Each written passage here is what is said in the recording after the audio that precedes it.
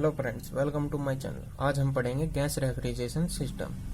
हमारा gas refrigeration system क्या होता है। सबसे पहले तो हम इसका नेमिंग देख लेते हैं, इसको बोलते किस किस नाम से हैं। हमारा reverse Brayton cycle, Bell Coleman cycle, और उसका एक दो नाम और है, जैसे कि हमारा जूल कॉलम, जूल साइकिल, और हमारा air corrupt air conditioning cycle. और हम इस साइकिल का यूज हमारे एयर करप्ट की कूलिंग के लिए करते हैं, क्योंकि जो हमारे एयर करप्ट होते हैं वो एक काफ़ी हाई स्पीड पे फ्लाई करते हैं, जिसकी वजह से जो उनके इंटरनल टेम्परेचर होता है वो काफ़ी हाई हो जाता है, because of the skin friction present on the surface of the aircraft. जो उनके सरफेस पर जो स्किन फ्रिक्शन कोफिशिएंट की वजह से उन्हें फ्रिक्शन के कारण जो हमारे एयरक्राफ्ट का टेम्परेचर होता है वो इंक्रीज हो जाता है, और उसी की वजह से हमें अपने एयरक्राफ्ट को कूलिंग की रिक्वायरमेंट होती है, और उसके लिए हम इस साइकिल का यूज करते हैं फॉर द कूलिंग पर्पज। और because of its low weight per ton of refrigeration, इसलिए हम इस साइकिल को प्रेफर करते हैं। इस साइकिल को जैसे कि हम बताएं कि रिवर्स ब्राइटन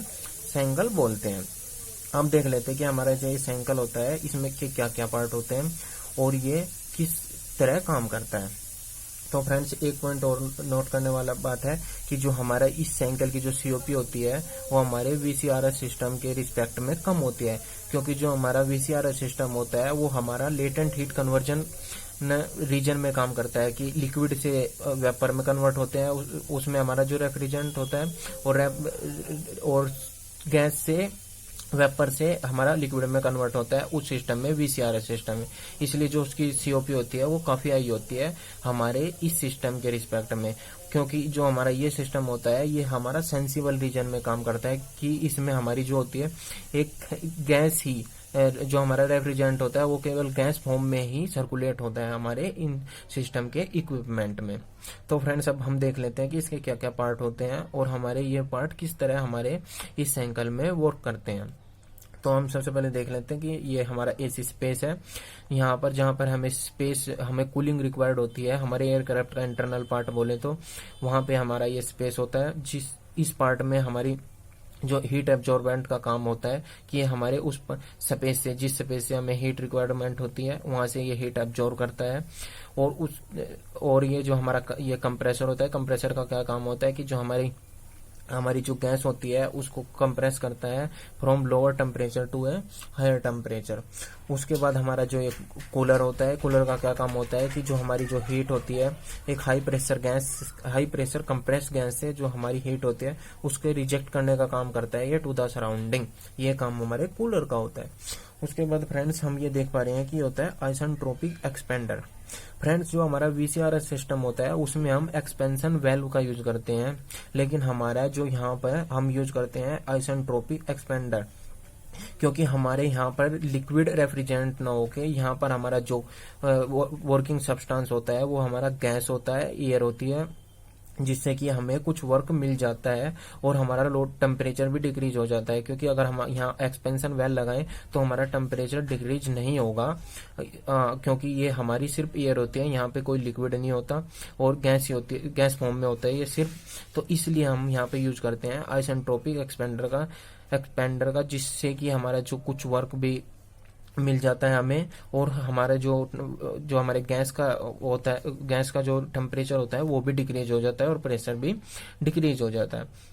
तो फ्रेंड्स, हम इस डायग्राम में देख लेते हैं कि हमारे चारों इक्विपमेंट किस तरह काम करते हैं और किस किस प्रोसेस पे डिपेंड होते हैं। तो फ्रेंड्स, स्टार्ट करते हैं हमारी फर्स्ट से सेकंड प्रोसेस।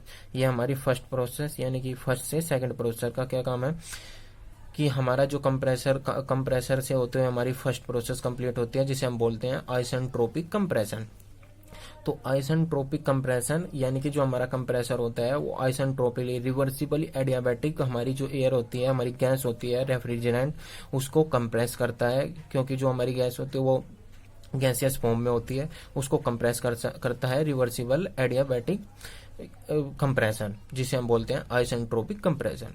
उसके बाद जो हमारी जो गैस होती है, हमारा जो रेफ्रिजरेंट होता है वो कंप्रेस होके आगे कूलर की तरफ जाता है, जो जिसे हम बोलते हैं आइसोबारिक हीट रिजेक्शन। जो हमारी सेकंड से थर्ड प्रोसेस आती है, जिसमें हमारी हीट रिजेक्शन हो रही होती है, वो होती है हमारी आइसोबारिक हीट रिजेक्शन, यानी कि कांस्टेंट प्रेशर पे हमारी हीट रिजेक्ट हो रही होती है। उसके बाद हमारा जो नेक्स्ट आता है, जो हमारे आइसेंट्रोपिक एक्सपेंडर से होते हुए जो हमारी नेक्स्ट प्रोसेस स्टार्ट होती है, उसको बोलते हैं हम आइसेंट्रोपिक एक्सपेंशन। यहाँ पे जो हमारी आइसेंट्रोपिक यानी रिवर्सिबल एडियाबैटिक एक्सपेंशन होती है, जिससे कि हमारी जो रेफ्रिजरेंट है उसका टेम्परेचर और प्रेशर दोनों ही डिक्रीज हो जाते हैं और हमें कुछ वर्क भी प्रोवाइड होता है। उसके बाद जो हमारा ये जो रेफ्रिजरेंट होता है वो काफी लो टेम्परेचर लो प्रेशर में आ जाता है, जो हमारे एसी स्पेस यानी हमारे उस स्पेस में एंटर करता है जहाँ पे हमें कूलिंग रिक्वायर्ड होती है, वो उस स्पेस में एंटर करता है, जिसे हम बोलते हैं 4:1 आइसोबारिक हीट एडिशन। यहाँ पे हमारी जो उस स्पेस है, जिस स्पेस में हमें हीट कूलिंग रिक्वायर्ड होती है, उस स्पेस में हम हीट एब्जॉर्ब करते हैं अपने इस एवोपरेटर में। हमारे इस स्पेस में हम हीट एब्जॉर्ब करते हैं, जिसे बोलते हैं हम आइसोबारिक हीट एडिशन प्रोसेस, यानी कि कांस्टेंट प्रेशर पर हम हीट एब्जॉर्ब करते हैं। और उसके बाद हम दोबारा फिर फर्स्ट पोजीशन पे पहुंच जाते हैं, जिससे कि ये प्रोसेस रिपीट होती है। तो फ्रेंड्स, हम इसको एक डायग्राम पे और समझ लेते हैं, जिससे कि हमें एग्जैक्ट क्लियर हो जाए कि एक्चुअल होता क्या है। ये हमारा टेम्परेचर एंट्रोपी डायग्राम है। इसमें हम देख पा रहे हैं कि जो हमारी फर्स्ट प्रोसेस होती है ये कांस्टेंट एंट्रोपी पे होती है। कांस्टेंट एंट्रोपी यानी आइसेंट्रोपी पे कंप्रेशन वर्क होता है हमारा। जो ये वर्क डन देख पा रहे हो कि जो हमारा कंप्रेसर का वर्क डन है, हमें प्रोवाइड कराना पड़ता है 1 से 2, यानी कि हमारा कांस्टेंट एंट्रोपी पे आइसेंट्रोपिक वर्क डन प्रोवाइड कराते हैं। उसके बाद ये हमारी जो है ये लाइन है हमारी, ये कांस्टेंट प्रेशर लाइन है। 2 से 3 ये कूलर में हमारी जो होती है हीट रिजेक्शन का काम होता है हमारे टू द सराउंडिंग में। ये 2 से 3 ये हमारी जो प्रोसेस होती है ये होती है आइसोबारिक हीट रिजेक्शन। यहाँ से हम एक कांस्टेंट प्रेशर पर सराउंडिंग में हीट रिजेक्ट कराते हैं। उसके बाद आता है हमारा थर्ड से फोर्थ पोजीशन। जो थर्ड से फोर्थ पोजीशन होती है उसमें क्या होता है कि जो हमारा एक्सपेंडर होता है वो हमारे टेम्परेचर आइसेंट्रोपिक एक्सपेंड करता है हमारे रेफ्रिजरेंट को, जिससे कि हमें कुछ वर्क प्रोवाइड होता है और हमारी टेम्परेचर और प्रेशर दोनों ही डिक्रीज हो जाते हैं। उसके बाद हमारा जो फोर्थ से फर्स्ट पोजीशन है ये वो प्रोसेस है जिसमें कि हमारे जो एसी स्पेस यानी कि हमारा जहाँ पे हमें कूलिंग रिक्वायर्ड होती है वहां पर एक कांस्टेंट प्रेशर पे हमारी हीट एब्जॉर्ब करता है। ये देख पा रहे हैं कि जो हमारा ये एरो है ये अंदर की तरफ है, मतलब हम हीट एब्जॉर्ब कर रहे हैं। तो हम यहाँ से हीट एब्जॉर्ब करते हैं एट ए कांस्टेंट प्रेशर। ये हमारी लाइनें हैं, ये हमारी कांस्टेंट प्रेशर लाइन है। तो हम देख पा रहे हैं कि हमारे जो 4 से 1 है यहाँ पे हम कांस्टेंट प्रेशर पे हीट एब्जॉर्ब कर रहे हैं, और 2 से 3 हम यहाँ कांस्टेंट प्रेशर पे हीट रिजेक्ट कर रहे हैं टू द सराउंडिंग। और यहाँ 1 से 2 हम वर्क डन एंटर करा रहे हैं कंप्रेसर के द्वारा, और 3 से 4 हम वर्क प्रोवाइड मतलब वर्क हमें मिल रहा है 3 से 4 पोजीशन बाय एक्सपेंडर के द्वारा।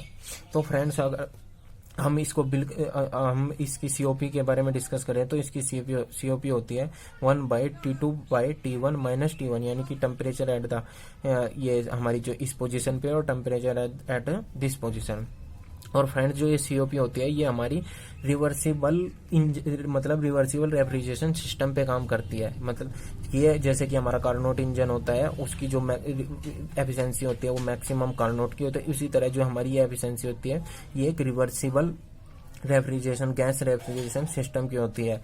तो इसमें यदि हम एक सिंपल सिस्टम की बात करें तो वहां पे सीओपी हमारी वो होती है desire effect divide by energy provided. जो हम एनर्जी एंटर कराते हैं उसके अंदर जो हम एनर्जी एंटर करते हैं COP desire effect energy provided. लेकिन जो ये होती है ये हमारी मैक्सिमम सीओपी होती है, ये रिवर्सिबल साइकिल के लिए यूज होती है। और इसके हम एक सीओपी इसका दूसरा वर्जन ये भी है कि 1/RP। RP is the pressure ratio, P2/P1, P3/P4 और आरपी की पावर Γ-1/Γ। ये हमारा जो ये होता है कि ये होता है specific energy ratio, specific energy CP/CV।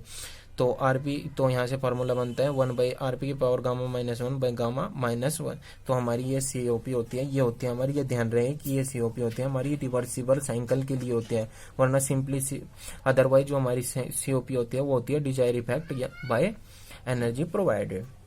तो फ्रेंड्स हम लगभग हमारे आज के लेक्चर में हम पढ़ चुके हैं कि हमारा जो रिवर्स ब्राइटन साइकिल होता है वो काम कैसे करता है और ये इसके क्या क्या इक्विपमेंट होते हैं। तो आई होप कि फ्रेंड्स आपको मेरा लेक्चर पसंद आएगा। Thank you.